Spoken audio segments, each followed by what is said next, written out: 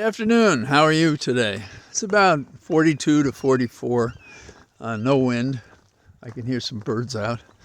And I would say, without checking the barometric pressure, that it is less today because it fits what I think is the standard for low pressure, which is overcast, chilly, like that. And I think that's the sign that we have. And I think we've talked about, when the pressure changes, and I had a motorcycle accident when I was young, and I can feel the shift in pressure sometimes telling me that the weather's going to change because of my ankle, where the stand with the footrest on the right-hand side punched through my ankle when the car hit my motorcycle. That's more information than you want to know, I suppose. And I lived. I know that because I'm here. In terms of what's going on the Hill, I've run a bunch of investigations on the Hill, and I've participated in setting up hearings on the Hill. And I think there's a certain standard of congressional hearing that is very useful. And it sort of goes like this. What is the problem?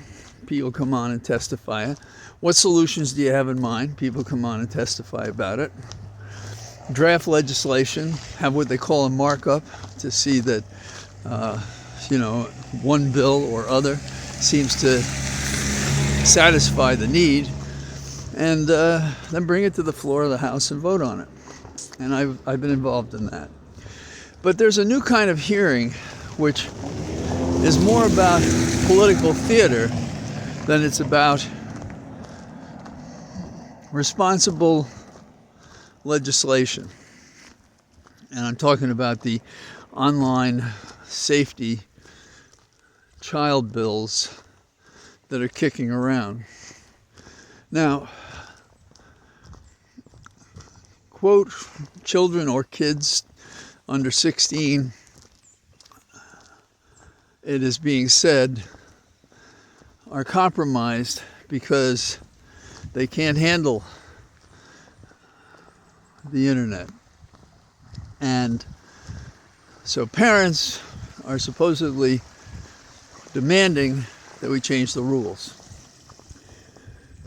There is an order and rules that apply to the internet when someone hosts, which is to limit their liability in some sense if they're not creating the problem themselves, because who's going to host something, invite gazillions of people on and have them abuse it? Now, that's the theory, but the hybrid is that the hosts of these internet, Yahoo, Twitter, etc., X, they do try to involve themselves.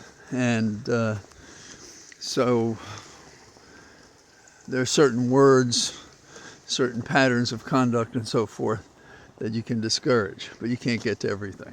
Okay. So a hearing today in the Senate had Mark Zuckerberg was one of the panelists, and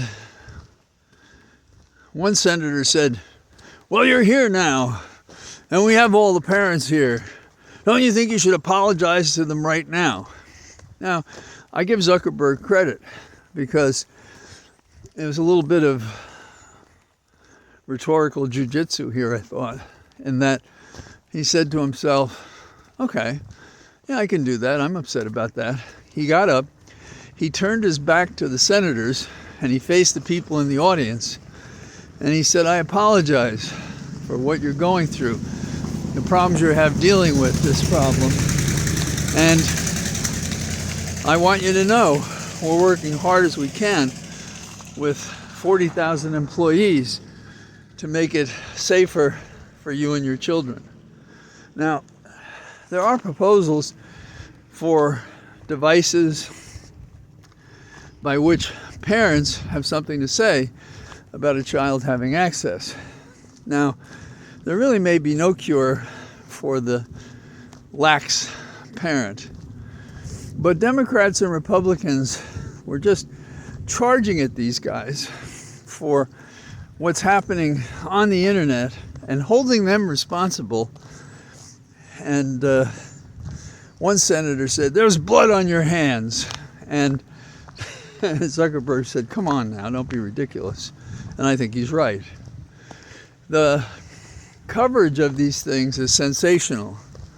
And you may have noticed that we're prepared to believe something is all bad rather than try to address what's wrong with it. And that's not to say you shouldn't abandon certain things at a certain point when you can't resolve any way to fix it. But the manner of legislation these days is to scare and terrify people rather than deal with the problem. It's always been a mystery to me why we can't come up with a protocol that just scours the entire internet and cuts out certain things using, as carefully as possible, a mathematical definition that precludes or certainly minimizes what we think is going on. But we also can't ignore the fact that there's a war against certain people. You know, some don't want gays on the internet. Some don't want people talking about transgender. Some schools will protect children against bullies online and elsewhere. Others will not. And I don't know how you exactly get a handle on that, and to what extent can we hold responsible these companies. I'm not saying we shouldn't, but to what extent can we hold responsible these companies who may be able to do something to stop this? And what can we do in a society that is now more comfortable with lying? And what do we do in a harsher nation in which some people are thought, because of their beliefs, deserving of being punished in some way or other? So it's not so simple. I also am concerned when we use children for any issue. It seems like, I'm not saying that there isn't a problem here, don't get me wrong, but one of the aspects of these hearings has become, so we talk about the children, but is there a hidden agenda? Now, politicians just hate that anyone else has a platform. And so is this a step into legislating what one can say online? Now, you can say, sure, you know, abusing children and so forth, no question. Well, okay, that's true. But what exactly is the language in the bill that will have the intended or unintended consequences that are not necessary to the bill? And that may be why some can't agree to the draft legislation.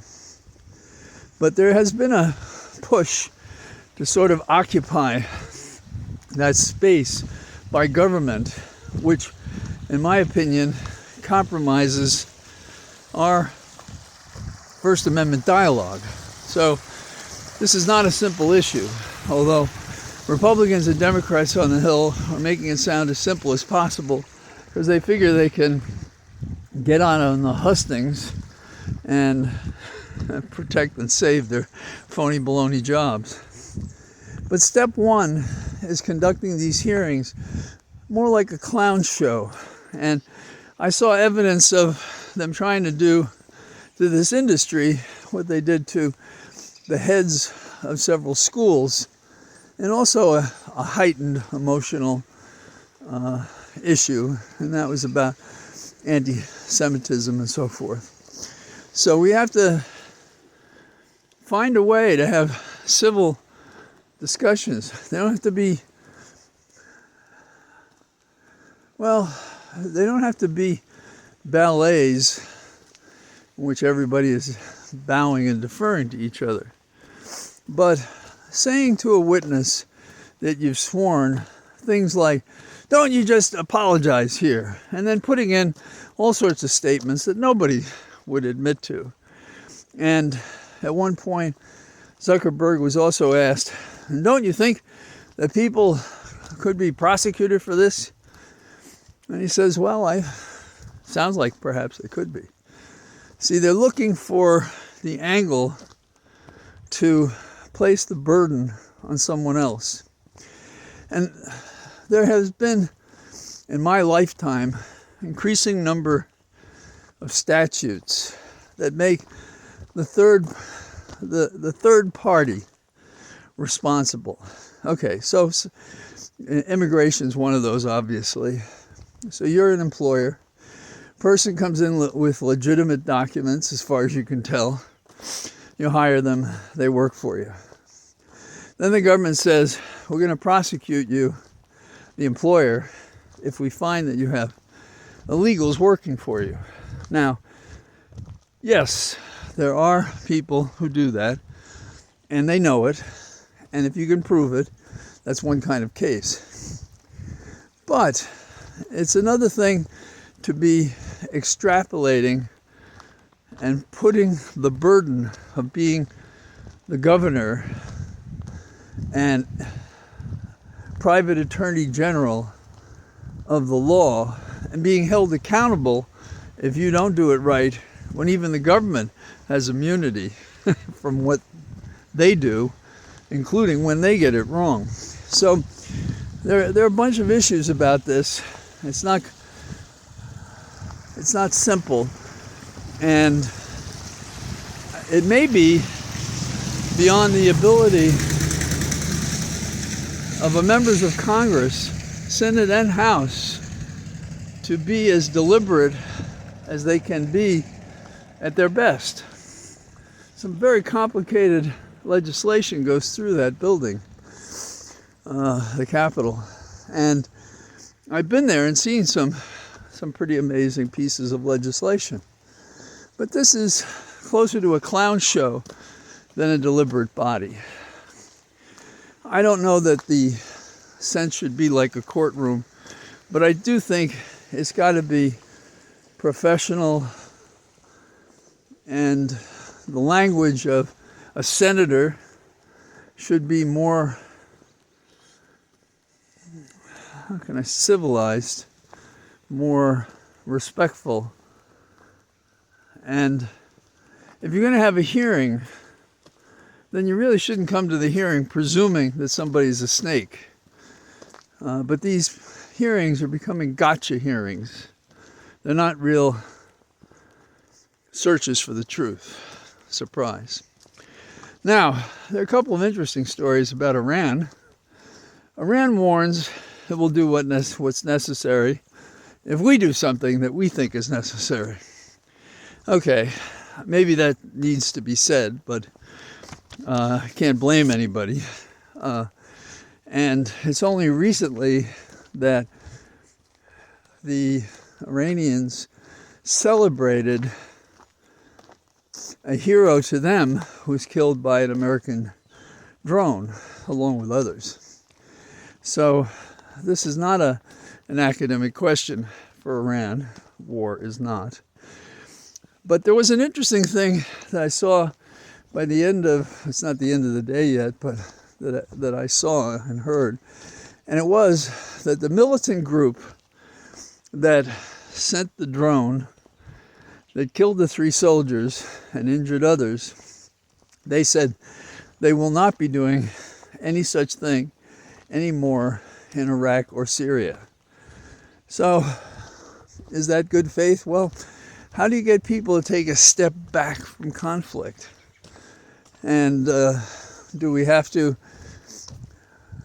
say we're not going to do anything after that? Well, that's above my pay grade. But I think there can be a way to mend this, certainly not for the 3 soldiers who died. And I don't know what the injuries are like. But, this is no time for us to be pretending that it's only them. We're just there and we're guileless and we're hanging around Iraq and Syria. We're in the waters near Israel. All of these things motivate conflict unless something is put in place to avoid the conflict. So that's a real problem, I think, and we have to address it. Trump is getting new lawyers for his appeal. How about that? Down in Georgia, the divorce case that Wade's involved in has made a hearing unnecessary, although we're still waiting to see what the prosecutor says in the non-divorce case, Willis that is, and I think her filing is due this Friday.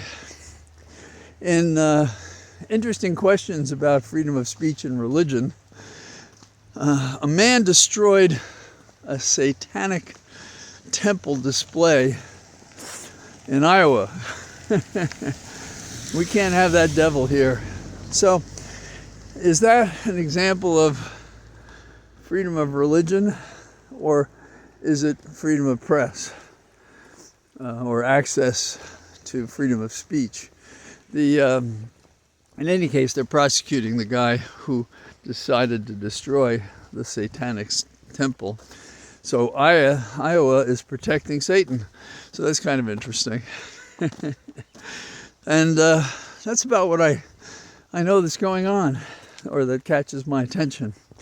So I hope you're having a good day, and that you get out in this changing weather. And for now, I say goodbye to you from my Cathedral of Trees.